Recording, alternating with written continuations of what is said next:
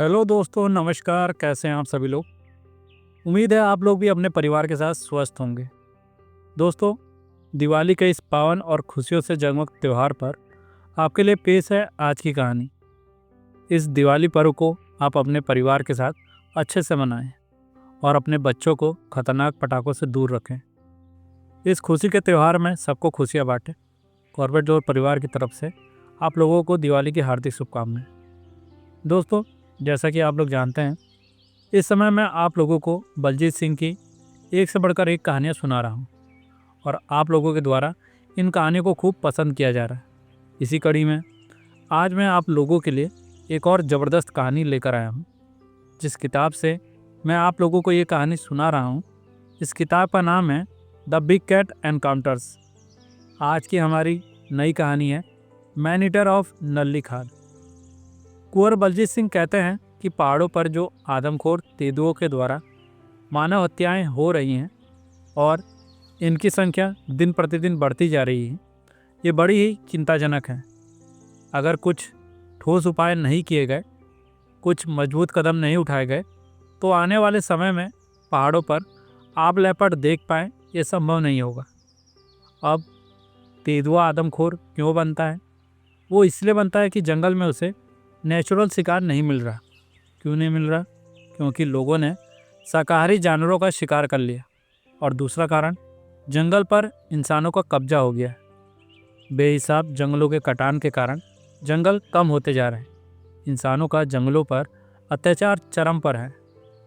सरकार द्वारा वृक्षारोपण के नाम पर अगर 100 पेड़ लगाए जा रहे हैं, तो उसके बदले में विकास के नाम पर लाखों पेड़ काट दिए जा रहे हैं। ये 100 पौधे जो लगाए जाते हैं, उसमें से 3-4 पौधे ही पेड़ बन पाते हैं। शहरीकरण के नाम पर जंगलों को काटकर अवैध कॉलोनियाँ बसाई जा रही हैं। बड़ी बड़ी कंपनियां जमीन में छिपे खनिज के लालच में पूरा का पूरा जंगल ही खरीद ले रही हैं। सबसे बड़े दुर्भाग्य की बात यह है कि जो जनता शहरों में रहती है, उन्हें इस बात से कोई फ़र्क नहीं पड़ता है। लेकिन जो हमारे ग्रामीण और आदिवासी लोग हैं, वो सरकार से लड़ाई लड़ रहे हैं, वो भी हमारे जंगलों को बचाने के लिए। ये जंगल बचेंगे तो सभी को शुद्ध हवा मिलेगी, केवल उन्हीं आदिवासियों को नहीं मिलेगी। हम लोग खुद को बहुत सभ्य मानते हैं। हम सभी से सभ्य तो गांव के लोग और आदिवासी लोग हैं, जो आज भी हम लोगों के लिए लड़ाई लड़ रहे हैं। जंगल बचाने की इस मुहिम में हम लोगों को किसी न किसी तरीके से उनकी आवाज़ को उठाना चाहिए। जब जंगल बचे रहेंगे, तभी हमारा अस्तित्व भी बचा रहेगा। ये बात हमें अभी समझनी होगी। खैर, हमारी बात चल रही थी कि कोई भी जानवर आदमखोर कैसे बन जाता है। पुराने दिनों में गांव के लोगों द्वारा बूढ़े जानवरों को जंगल में छोड़ दिया जाता था। ये बूढ़े जानवर लेपर्ड और टाइगर के लिए आसान शिकार होते थे। ऐसे टाइगर और लेपर्ड जो बीमार होते हैं या फिर बूढ़े हो जाते हैं, उनको इन आसान शिकारों की सख्त ज़रूरत होती है। इसलिए वो इनका शिकार करके अपना पेट भर लेते हैं। लेकिन जैसे जैसे पहाड़ों से लोगों का पलायन मैदानी क्षेत्र की तरफ होने लगा, तब पहाड़ों में इंसानों की जनसंख्या कम होती गई, जिसके फलस्वरूप पहाड़ों में पालतू जानवरों की भी कमी हो गई। जब पालतू जानवर ही नहीं रहे, तब ये लेपर्ड और बाघ जैसे जानवर गांव की तरफ आने लगते हैं। और यहाँ पर सबसे आसान शिकार या तो कुत्ते बकरी होते हैं या फिर इंसान।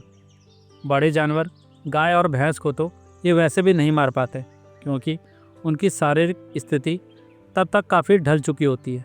इसलिए अब उनके शिकार के लिए छोटे जानवर और इंसान ही बचते हैं। जुलाई सन 2004 में हमें दोबारा पोखल नामक जगह पर आदमखोर से निजात दिलाने के लिए बुलाया गया। यहाँ पर एक आदमखोर लेपर्ड एक्टिव हो गया था। पहले दिन हम लोग कंडी के PWD रेस्ट हाउस में रुके। यहाँ पहुँचने के रास्ते में हमें एक लेपर्ड दिखता है, जिस पर हम आराम से गोली चला सकते थे। लेकिन हमें पता था कि अभी हम मैनीटर के एरिया से बहुत दूर थे, इसलिए हमें ये पता था कि हमें इस लेपर्ड पर गोली नहीं चलानी है, क्योंकि ये निर्दोष लेपर्ड है। हमने थोड़ी देर के लिए उसके पास जीप रोकी। जिस जगह पर हमने ये लेपर्ड देखा था, जिस जगह के पास में हमारा कैंप लगा था, वहाँ रात को गांव के पास में आकर एक लेपर्ड ने आवाज़ लगानी शुरू कर दी। लेकिन लेपर्ड हमें नज़र नहीं आ रहा था। हमें सिर्फ उसके बोलने की आवाज़ सुनाई दे रही थी, जो कि गांव से दूर जंगल के भीतर से आ रही थी। ये लेपर्ड लगातार बोले जा रहा था, सामान्यतः जब लेपर्ड शिकार पर निकलते हैं तब वो अपनी उपस्थिति को छिपा कर रखते हैं। फिर ये लेपर्ड इतना क्यों बोल रहा था, ये बात हमें समझ में नहीं आ रही थी। गांव वालों के मुताबिक ये वही आदमखोर लेपर्ड था, क्योंकि कुछ दिन पहले इसी गांव के एक बच्चे पर एक लेपर्ड ने हमला किया था। इस हमले में बच्चा गंभीर रूप से घायल हो गया था, लेकिन उसकी जान बच गई थी, क्योंकि सही समय पर गांव के 2 आदमियों ने उसे वहां से भगा दिया था। जब यह लेपर्ड बोल रहा था तब गांव के लोग मुझसे बोले कि यह दोबारा गांव में आया है, क्योंकि पिछली बार इसके हाथ से शिकार छूट गया था। आज दोबारा ये इंसानी मांस की उम्मीद लेकर आया है। जब हमें ये विश्वास हो गया कि लेपर्ड अब गांव के अंदर नहीं आ रहा है, तब मैं अपनी टीम के साथ उस दिशा में बढ़ चला जिस तरफ से लेपर्ड की आवाज़ें आ रही थी। हम लोगों के पास बढ़िया टॉर्च और स्पॉट लाइट्स थी। हमारी टीम में 5 लोग थे जो शिकार के अभियान में मेरे साथ कई बार जा चुके थे, इसलिए मुझे उन्हें सिचुएशन के बारे में ज़्यादा कुछ समझाना नहीं पड़ा। जैसे ही हम लोग उस जगह के पास पहुँचे जहाँ से लेपर्ड की आवाज़ आ रही थी, तब तक लेपर्ड को हमारे आने की आहट मिल चुकी थी और वो वहाँ से खिसक लिया था। फिर भी हमने गांव वालों को समझा दिया था कि हमारे जाते ही वो लोग अपने अपने घरों में बंद हो जाएं। जब हमें जंगल में लेपर्ड नहीं मिला तब हम लोग भी वापस गांव में आ गए। उस रात हम उसी गांव में रुके रहे, लेकिन उसके बाद पूरी रात लेपर्ड की कोई आवाज़ नहीं सुनाई दी। अगली सुबह हमने फॉरेस्ट डिपार्टमेंट के लोगों से लेपर्ड के पगमार्क्स के सैंपल मंगवा लिए। उसके बाद हम जंगल में उस जगह पर वापस गए जहाँ से पिछली रात हमें लेपर्ड की आवाज़ सुनाई दे रही थी। वहाँ पर हमें जिस लेपर्ड के पगमार्क्स मिले उसे हमने आदमखोर के पगमार्क से मैच करवाया। गांव वालों का कहना सही था, ये वही आदमखोर लेपर्ड था। उन पगमार्क्स के ट्रेस देखने के बाद हमें मालूम चल गया कि ये एक मेल लेपर्ड है जो अपनी भरी पूरी जवानी में है। शायद ये उस मैन ईटर का बेटा है जिसे हमने कुछ साल पहले मारा था, जिसकी कहानी लखवार मैन ईटर मैं आपको पहले ही सुना चुका हूँ। आपको वो कहानी इसी चैनल पर प्लेलिस्ट में मिल जाएगी। हमारा आधा काम तो कंप्लीट हो चुका था। हमें मैन ईटर की पहचान नहीं करनी थी, वो पहले ही फॉरेस्ट डिपार्टमेंट के लोगों ने कर ली थी। हमने डीएफओ से कहा हमें 4 भैंस के पाड़े अलग अलग लोकेशन में बंधवाने होंगे ताकि लेपर्ड वहाँ पर बेड से अट्रैक्ट होकर आए। लेकिन ये काम इतना आसान नहीं था, क्योंकि पहाड़ों में कोई अपनी भैंस नहीं बेचना चाहता। 4 भैंस के पाड़ों का इंतजाम करने में ही 4 दिन लग गए। इन 4 दिनों में हमने दिन और रात मैन ईटर की हर संभव तरीके से खोजबीन जारी रखी, लेकिन इन 4 दिनों की तलाश में ना तो हमें मैन ईटर मिला, ना ही उसके पैरों के निशान मिले। अब ना जाने क्यों हमें ये यकीन हो चला था कि हो ना हो ये लखवार मैन ईटर का बच्चा ही है और अपनी माँ की तरह ही चालाक है, ज़रूरत से ज़्यादा चालाक। और इस पर पार पाना यानी कि इस पर विजय पाना बड़ा मुश्किल होने वाला है। अब आप लोगों को याद होगा लखवार मैन ईटर की कहानी, वो कितनी ज़्यादा चालाक थी। करीब करीब इंसान के दिमाग की बराबरी कर लेती थी। नल्ली खाल से एक कच्ची सड़क बंचुरी की तरफ जाती है। इस सड़क के एक तरफ पहाड़ियाँ हैं और एक तरफ गहरी खाई है। ये रोड जयगांव की तरफ जाती है। अब खाई और रोड के जंक्शन के पास में एक 4 फीट की दीवार है। ये दीवार सरकार ने 2 गांवों के बीच में बाउंड्री बनाने के लिए बनवाई थी। ये कोई सीमेंट की दीवार नहीं थी। जो लोग पहाड़ों में रहते हैं उन्हें ऐसी दीवारों के बारे में अच्छे से पता होगा। इस दीवार में चपटे और सपाट पत्थर एक दूसरे के ऊपर रख दिए जाते हैं। इसमें किसी भी प्रकार का सीमेंट और चूने का प्रयोग नहीं किया जाता है, लेकिन ये दीवार काफ़ी मजबूत होती हैं। ये दीवार जयगांव और नलीखाल को अलग करती थी। इस दीवार के पास में जहाँ पर रोड का जंक्शन था, हमने वहाँ पर एक बेट यानी कि पाड़ा बंधवा दिया। हमने सोचा कि अगर लेपर्ड ने इस बेट को मारा तो इस दीवार को हम रात में छिपकर बैठने की जगह की तरह इस्तेमाल करेंगे। दूसरा पाड़ा हमने जयगांव की तरफ बंधवा दिया। अब योजना ये थी कि अगर जंक्शन की तरफ से लेपर्ड आएगा तो पहले वो पहले वाले बेट को मारेगा। अगर इधर से नहीं आता, दूसरी तरफ से आता है, तो नीचे जयगांव वाले बेट को मारेगा। बाकी के बचे हुए 2 पाड़ों को दूर अलग अलग लोकेशन में बंधवा दिया गया। लेकिन हमारा जो मुख्य फोकस था वो इन्हीं दोनों बेट्स पर था, जिनके बारे में मैंने डिटेल में बताया। मैंने अपने आदमियों को इंस्ट्रक्शन दे दिए थे कि वो हर सुबह इन चारों बेड्स को चेक करेंगे। अगर उनमें से कोई मरा मिले तो सबसे पहले मुझे बताएंगे। अगर वो जिंदा मिले तो उनके सामने घास और पानी डालेंगे, और अगर एक बेड मर गया तब बाकी के तीनों बेड्स को जंगल में से हटा लिया जाएगा। मैं स्वयं अपने साथ कुछ लोगों को लेकर पूरे दिन जंगलों में भटकता रहता था। जिस जगह पर हमने पाड़े बंधवाए थे वो जगह ऊंचाई पर थी और हम लोग नीचे घाटी में मैनीटर को ढूंढ रहे थे। हम रोड में नीचे की तरफ चले गए। ये रोड उस पहाड़ी के चारों तरफ चक्कर लगा के जा रही थी जिस पहाड़ी पर कुछ दिनों पहले एक बच्चे को आदमखोर ने मारा था, और हमारी उम्मीद थी कि इस पहाड़ी से वो मैनीटर उस भैंस के पाड़े की तरफ जाएगा जिसे हमने सबसे पहले बांधा हुआ है। यही वजह थी कि हम सोच रहे थे कि हम इस इलाके में भी मैनीटर की तलाश कर लें। अब इस रोड में हम 12 किलोमीटर तक चलते गए जब तक कि वो रोड ख़त्म नहीं हो गई। वापस आते वक्त हमारी जीप खराब हो गई और गुप्त अंधेरा हो गया था। इस सड़क पर कोई गांव नहीं था सिवाय उस गांव के जिसे थोड़ी देर पहले हमने पीछे छोड़ा था। अफसोस की बात, कोई मोबाइल नेटवर्क भी नहीं था। अब हमारे पास दो ही ऑप्शन थे कि या तो हम वहीं पर बने रहें, जीप में बिना खाए पिए रात भर बैठे रहें, या फिर इस अंधेरे में 8 से 10 किलोमीटर पीछे जाएं। पहले कुछ गांव वाले हमें बता चुके थे कि इस जंगल में हिमालयन भालू भी हैं। गांव वालों का उनसे आमना सामना होते रहता था। हम लोग जीप में बैठकर गश्त कर रहे थे, इसलिए उस दिन हम लोगों के पास अपनी टॉर्च भी नहीं थी। बिना उजाले के, बिना टॉर्च के इस अंधेरी रात में भालू के इलाके में चलना बड़ी ही खतरनाक बात थी। हमने अपनी जीप को सही करने की बहुत ज़्यादा कोशिशें की, लेकिन वो ठीक नहीं हो पाई। अब जब हम थक के चूर हो गए तो हमने डिसाइड किया कि मैं और मेरा एक दोस्त मदद लेने के लिए पीछे वाले गांव की तरफ जाएंगे। बाकी के दो लोग जो अंधेरे में चलने से डर रहे थे वो यहीं जीप में बैठ के हमारा इंतज़ार करेंगे। अब क्योंकि गुप्त अंधेरा था, हमारे पास टॉर्च नहीं थी, तो हमने इंतज़ार किया कि आसमान में चांद ऊपर आ जाए, तब हम चलेंगे। एकदम गुप्त अंधेरे में चलने से खतरा हो सकता था। अब जब चांद आ गया, हल्की हल्की रोशनी दिखने लगी थी, तब हमें सामने का रास्ता थोड़ा थोड़ा नज़र आ रहा था। अपने भगवान को याद करते हुए हम लोग आगे बढ़ गए। मेरे पास .375 मैग्नम थी। मैंने राइफ़ल का सेफ्टी कैच पहले ही हटा लिया था और मैं किसी भी खतरे से निपटने के लिए एकदम तैयार ही था। हम बड़े ही सावधान होकर चल रहे थे, अपने कदमों से भी आवाज़ नहीं कर रहे थे। हमारा पूरा ध्यान था कि जंगल में किसी भी तरह की कोई आवाज़ हो तो हम उसे सुन सकें। हम ना सिर्फ मैनीटर से सावधान थे बल्कि हम भालू से भी सावधान थे। दोस्तों, अगर लेपर्ड और भालू की बात करें तो भालू ज़्यादा खतरनाक होता है क्योंकि ये ज़्यादा दूर तक नहीं देख पाते, या ये कहें ये आपको दूर से नहीं देख पाते। ऊपर से ये सुनते भी कम हैं।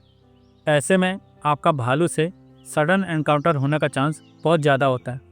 जैसे ही किसी इंसान को देखकर या फिर किसी खतरे को देखकर भालू सरप्राइज होता है या अपने पिछले दोनों पैरों पर खड़ा हो जाता है और इंसान के चेहरे और छाती पर हमला करने लगता है। हमने गांव में कई विकृत चेहरे वाले लोगों को देखा है जो कि भालू के हमले का शिकार हुए थे। हम लोग करीब 4 किलोमीटर पैदल चल चुके थे और उसके बाद हमारे दिलो दिमाग से उस भालू और तेंदुए का डर दूर जा रहा था। अब सिचुएशन ऐसी बन गई थी कि हम उस जंगल को, उस रात को और उस रास्ते को एंजॉय कर रहे थे। बड़ी ही शांत ठंडी हवा बह रही थी, उसके साथ में जंगल की खुशबू आ रही थी। एक तरफ हमारे पहाड़ी थी और एक तरफ घाटी थी। अब क्योंकि हम लोग काफ़ी देर से चल रहे थे, किसी तरह की कोई घटना या दुर्घटना नहीं हुई थी, तो जितने ज़्यादा अलर्ट हम लोग पहले चल रहे थे अब उसमें थोड़ी कमी आ गई थी। तभी हमने सड़क के बीचों बीच कुछ काला काला देखा, यानी कि एक काला साया देखा। ये देखकर हमारे दिल की धड़कन बहुत तेज़ हो गई। हमें ऐसा लग रहा था कि वो काला साया कोई भालू है। हम चाहते थे कि किसी झाड़ी के पीछे छिप जाए, लेकिन हमारा दुर्भाग्य, वहाँ पर ऐसी कोई भी झाड़ी नहीं थी हम लोग जिस जगह पर खड़े थे वहीं पर बैठ गए और अपने आसपास छुपने की जगह ढूंढने लगे। हमें छुपने के लिए झाड़ी तो नहीं मिली, लेकिन हमें एक छोटा सा पेड़ मिल गया जिस पर कि चढ़ा जा सकता था। हम दोनों उस पर चढ़कर बैठ गए। वो काला साया अभी भी सड़क के बीचों बीच हिलता डुलता दिख रहा था। भालू काफ़ी देर तक वहीं पर सड़क के बीच में रुका रहा। आधे घंटे से ज़्यादा समय बीत गया। हमारे पैरों की नसें अकड़ने लगी थी। हम इंतज़ार कर रहे थे कि वो काला साया जाए तो हम लोग नीचे आएं। अभी हम सोच ही रहे थे कि क्या करें क्या ना करें, तभी हमें एक गुर्राहट की आवाज़ सुनाई दी। वही काले रंग की छायाकृति घाटी के साइड में रोड पर हमें दिखाई दी। हम लोग रोड से नीचे थे, लेकिन रोड के ऊपर हम देख पा रहे थे। अब मेरा दिल उछाले मार रहा था, कलेजा मुंह को आ रहा था। मैं अपनी राइफल को निशाना लगाने के लिए तैयार करने लगा। वो भालू हमारी तरफ ही आने लगा। अब हमें ये डर लगने लगा कि कहीं वो भालू हम पर हमला न कर दे। भालू पेड़ में चढ़ने में वैसे भी बहुत काबिल होते हैं। जिस पेड़ पर हम बैठे हैं उसी पेड़ पर अगर वो चढ़ने लगे तब तो हमारी सामत आ जाएगी। खैर, हमारे पास स्वयं की रक्षा के लिए राइफल थी, लेकिन मैंने कई बार सुना था कि पहाड़ी भालू एक गोली से नहीं मरते हैं। मैंने सोचा इससे पहले कि भालू हमारे पास तक आए मैं उसे यहीं से गोली मार दूं।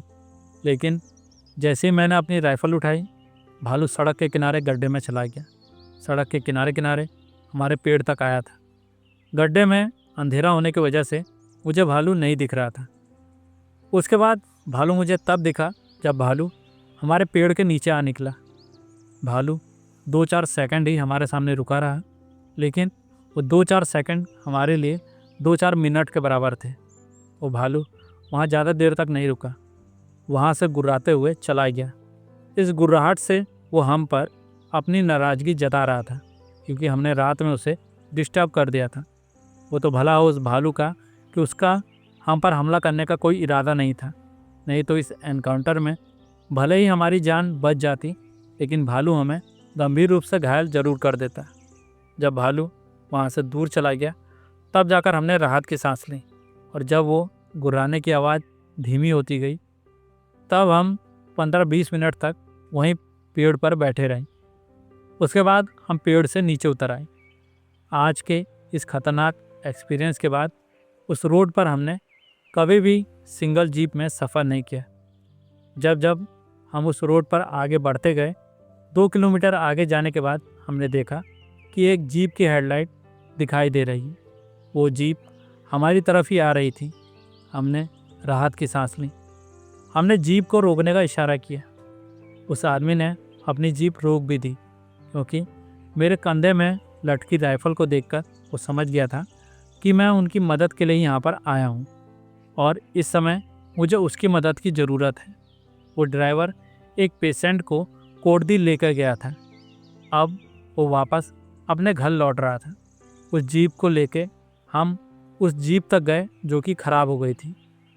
उसे हमने टो करके अपने रेस्ट हाउस में पहुंचवाया।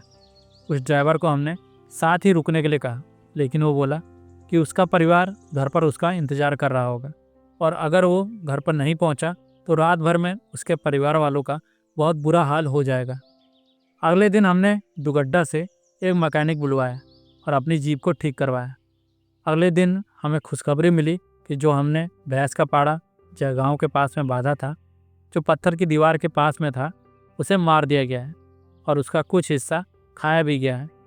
हम तुरंत ही वहाँ इन्वेस्टिगेट करने के लिए चले गए। वहाँ पहुँचने के बाद हमने देखा वो भैंस का पाड़ा गला घोट के मारा गया था।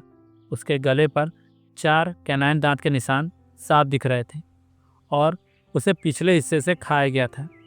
सामान्यतः छोटा लेपर्ड अपने शिकार को पसलियों और कंधे के पास से खाता है, लेकिन जो बड़ा लेपर्ड होता है वो अपने शिकार को पीछे की तरफ से ही खाना शुरू करता है, ठीक उसी तरह से जैसे कि टाइगर खाता है। अब जब हमने मौकाई वारदात पर शिकारी के पैरों के निशान चेक किए तो मालूम चला कि ये काफ़ी बड़ा लेपर्ड था। हम पहले ही डिसाइड कर चुके थे कि जब यहाँ वाले पाड़े को लेपर्ड मारेगा तो इस पत्थर की दीवार को हम एक पर्दे की तरह इस्तेमाल करेंगे। आसपास वैसे भी कोई सूटेबल पेड़ नहीं था जिस पर कि मचान बनाया जा सके, या फिर हम उस पर चढ़कर बैठ सकें। हमने दीवार के पीछे छिपने के लिए एक हाइड बनवाया। जब वो हाइड बन गया तो हम लंच करने के लिए रेस्ट हाउस वापस चले गए। हमने डिसाइड किया था कि हम 6:30 बजे इस हाइड के अंदर बैठेंगे। हम शाम में वहाँ पर 6 बजे फिर से पहुँच गए। हम लोग वहाँ पर टहल ही रहे थे और जो आखिरी तैयारियाँ पूरी की जाती हैं, हमारे टीम मेंबर्स उन तैयारियों को पूरा कर रहे थे। तभी एक आश्चर्यचकित करने वाली घटना हुई। मैनीटर ने पश्चिम दिशा से, जहाँ से सूरज की हल्की रोशनी पड़ रही थी, वहाँ पहाड़ी की ऊंचाई से बोलना शुरू कर दिया था। जुलाई के महीने में शाम के 6 बजे अच्छा खासा उजाला होता है और इस समय जब गोधूली बेला आ जाती है, यानी कि अंधेरा होने को लगता है, आदमखोर तेंदुआ अपने छिपने के ठिकाने को छोड़ देता है और अपने छोड़े हुए शिकार की तरफ चल पड़ता है। लेकिन अभी वो हमें दिख नहीं रहा था। लेपर्ड को तो चुपचाप अपने शिकार के पास आना चाहिए था, फिर वो बोल क्यों रहा था? तभी हमें हमारे एक साथी ने याद दिलाया कि अरे, ये तो उस लखवार मैनीटर का बच्चा है, निडर साहसी माँ का बच्चा। ये बच्चा भी अपनी माँ की तरह ही है। लेपर्ड अपने शिकार की तरफ चल पड़ा था, इसलिए मैंने जल्दी से फॉरेस्ट स्टाफ और अपने दूसरे टीम मेंबर्स को वहाँ से गांव में भेज दिया और उस हाइड के अंदर खुद बैठ गया। मैं रोड के साइड में बैठा हुआ था और जो मैनीटर इस पहाड़ी से बोल रहा था वो रोड के लेफ्ट हैंड साइड में थी। जब मैं हाइड के अंदर बैठा तो काफ़ी उजाला था। मैनीटर ने 2 बार और आवाज़ निकाली, फिर उसके बाद वो चुप हो गया। मुझे उम्मीद थी कि जल्द ही मुझे लेपर्ड शिकार के पास दिख जाएगा, लेकिन ऐसा हुआ नहीं। 2 घंटे तक किसी तरह की कोई आवाज़ नहीं आई। रात के 8 बज गए।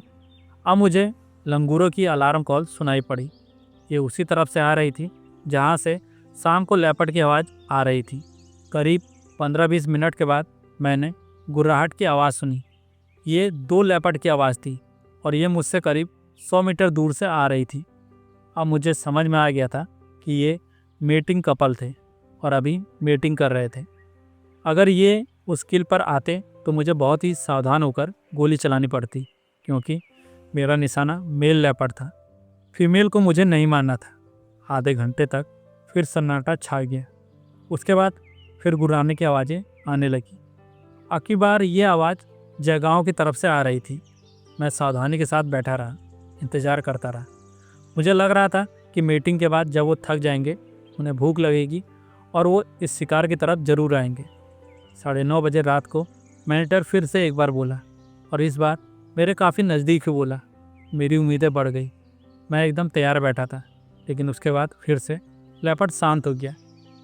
उसके काफ़ी देर बाद मुझे वहाँ से काफ़ी दूर लेपर्ड की आवाज़ सुनाई दी। रात के 1 बजे तक इंतज़ार करने के बाद मैं फॉरेस्ट रेस्ट हाउस वापस लौट आया। अगली 2 रातों तक भी मैं वहीं पत्थर की दीवार के पीछे छिपा रहा, लेकिन वो तेंदुआ अपने शिकार पर नहीं आया। तीसरी रात को उस शिकार पर जंगली कुत्ते आने लगे तो मुझे मालूम चल गया कि मैनीटर ने उस शिकार को छोड़ दिया है। अब मैंने जंगली कुत्तों के लिए शिकार को तो छोड़ दिया था, लेकिन अगले दिन मैंने फॉरेस्ट स्टाफ को बोला कि शिकार का जितना भी बचा कुचा लेफ्ट ओवर है उसे वहाँ से हटा दीजिए और नया पाड़ा उसी दीवार के पास में बंधवा दीजिए। 2 दिन के बाद मैनीटर को नरली खाल की तरफ देखा गया। इसका मतलब उनकी मीटिंग पूरी हो चुकी थी। ये मेरे लिए एक अच्छा संकेत था। मैं फिर से उत्साह से भर गया था और इस बार मैं जिंदा बेड पर इंतज़ार करने की तैयारी पर था। जब मैं ये सोच ही रहा था कि मैं आदमखोर के इंतज़ार में कहाँ पर बैठूं, तो एक पुराना खंडहर नुमा खाली मकान मुझे नज़र आया। ये मेरी ज़रूरत के हिसाब से परफेक्ट था। इस मकान के चारों तरफ नींबू और संतरे के पेड़ लगे हुए थे। ये पेड़ उटपटांग तरीके से जहाँ तहाँ लगे हुए थे। इन पेड़ों की ओट में वो घर छिपा हुआ था। एक छोटी सी पहाड़ी की ऊंचाई पर वो घर बना हुआ था और उसके सामने ढलान थी। यहाँ से दूर दूर तक का एरिया साफ नज़र आ रहा था। उस मकान से 60 से 70 यार्ड की दूरी पर एक अच्छा खासा खुला मैदान था।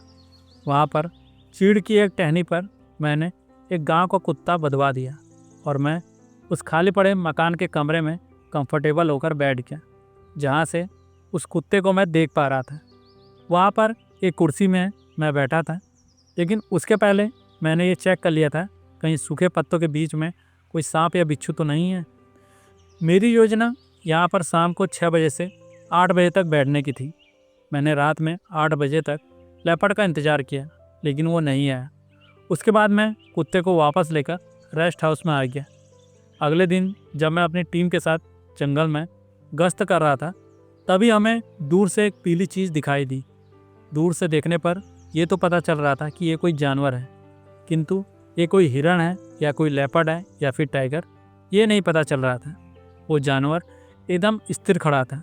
सिर्फ एक आदमी को अपने साथ लेकर धीमे धीमे मैं उस जानवर के नज़दीक जाने लगा, उस जानवर को पास से देखने के लिए कि यह है क्या। जब हम उसके नज़दीक पहुंचने ही वाले थे, तभी मेरा साथी बोला, शायद वो मैनीटर ही है। हमें लेपर्ड के चेहरे की एक झलक दिखी और फिर वो बिजली की तेज़ी से वहाँ से गायब हो गया।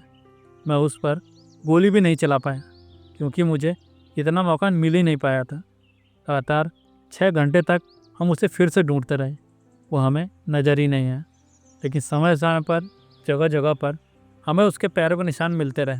यहाँ आए हमें 24 दिन से अधिक हो चुके थे और अब हम शारीरिक और मानसिक दोनों रूप से भयंकर रूप से थक चुके थे। यह हमारा आखिरी प्रयास था। हम बहुत ज़्यादा निराश हो चुके थे, पसीने से डूबे हुए थे। हम वापस रेस्ट हाउस आ गए। वापस आकर हम लोगों ने नहाया धोया, उसके बाद दिन का खाना खाया और दोपहर की गहरी नींद ली। अब क्योंकि 6 घंटे की वॉक के बाद हम लोग बहुत बुरी तरीके से थक गए थे, तो हमने डिसाइड किया था कि शाम को हम उस लेपर्ड को ढूंढने नहीं जाएंगे। उस समय का इस्तेमाल हम अपने सामान को पैक करने में करेंगे, क्योंकि अगले दिन सुबह सुबह हमें वहाँ से निकलना था। हम हार मान चुके थे। शाम के 4:30 बजे हम लोग चाय पी रहे थे और आपस में बातचीत कर रहे थे। तभी हमने देखा कि 8-10 लोग रेस्ट हाउस की तरफ से आ रहे हैं। वो लोग हमसे बोले कि शाम का समय है, हमारे निवेदन पर लेपर्ड के लिए एक बार आखिरी बार तलाशी कर ली जाए। हमारे मन में कोई उत्साह नहीं था, कोई उम्मीद की किरण भी नहीं थी। फिर भी उन लोगों का विश्वास बनाए रखने के लिए, उनकी बात का सम्मान रखने के लिए थोड़ी देर तक अनमने मन से हम लेपर्ड को सर्च करने के लिए निकल पड़े और एक बार फिर थक हार कर हमें वापस लौटना पड़ा। हम अपने कांडी रेस्ट हाउस में नहीं गए। रात के लिए हम कांडी मार्केट में ही रुक गए। वहाँ एक दुकान पर रुककर अगले दिन हमें सुबह कैसे कैसे निकलना है, कैसे कैसे वापस घर जाना है, हम ये सारी बातें कर रहे थे। तभी 2 लोकल आदमी हमारी जीप में बैठ गए और बोले, चलिए हम आपको मैनीटर दिखाते हैं, 1 घंटे के अंदर आप उसे मार देंगे। हम लोगों को उन लोगों की बातों पर बहुत गुस्सा आ रहा था। इतने दिनों से हमें लेपर्ड नहीं मिला था, तो अब क्या 1 घंटे में मिल जाएगा। हम अपने आप को कोस रहे थे कि हमने मार्केट में गाड़ी क्यों रोकी। यह आदमी गाड़ी से नीचे उतरने का नाम ही नहीं ले रहे थे। ये दोनों आदमी अब हमारे गले पड़ गए थे। उन दोनों की जिद के आगे अब हम लोगों से उनसे ना नहीं कहा जा रहा था, तो आधे मन से अब फिर से ज़बरदस्ती उस लेपर्ड को ढूंढने के लिए निकल पड़े। अभी हम उन लोगों को अपनी जीप में बैठाकर 1 किलोमीटर ही आगे आए थे, तभी हमें एक पहाड़ी की तरफ से लेपर्ड सड़क पर उतरता हुआ दिखा। लेकिन इससे पहले कि हम उसके पास तक पहुंच पाते, वो उस रोड को क्रॉस कर गया। लोकल आदमी ने बताया कि जल्दी से गाड़ी को आगे बढ़ाओ, ये लेपर्ड नीचे वाली सड़क पर हमें फिर से मिल जाएगा। उन लोगों के कहे अनुसार हम लोगों ने तेज़ी से जीप को आगे बढ़ा दिया, जिससे कि जिस जगह से लेपर्ड ने सड़क को क्रॉस किया था, हम लोग उस जगह के ठीक नीचे ही नज़दीक में पहुंच गए और वहां अपनी जीप को रोककर लेपर्ड का इंतज़ार करने लगे। लगभग 3 मिनट बाद हमसे करीब 300 गज की दूरी पर हमें वो मैनीटर नज़र आया। शरीर के रंग रूप से समझ में आ रहा था कि यह वही मेल लेपर्ड था जिसकी हमें तलाश थी। हम थोड़ा आगे बढ़े तो लेपर्ड ने भी हमको देख लिया और उसने अपनी स्पीड बढ़ा दी और इससे पहले कि मैं गोली चला पाता, वो फिर से नीचे की तरफ चला गया, जहाँ पर बहुत सारी लैंटाना की झाड़ियाँ थीं। हमने अपनी गाड़ी को उसके पास रोका तो लैंटाना की झाड़ियों के अंदर वो उकड़ू बैठा था और हम पर घाल लगाने की पोजीशन में था। हमें सिर्फ उसका सर नज़र आ रहा था। ये मेरा आखिरी मौका था, किसी भी तरह से मुझे चूकना नहीं था। मैंने अपनी .375 मैग्नम से निशाना लगाया और उसके सर पर गोली दाग दी। गोली चलने के अगले ही क्षण मैनीटर फिर से गायब हो गया। मुझे लगा मैंने अपना निशाना मिस कर दिया। हम जल्दी से नीचे गए, उसे ढूंढने की कोशिश करने लगे। लेंटाना की झाड़ियों के नीचे जो पत्थर पड़ा था, वहाँ पर वो लेपर्ड पत्थर की तरह ही मरा पड़ा था। मैंने अपनी गोली का निशान देखा।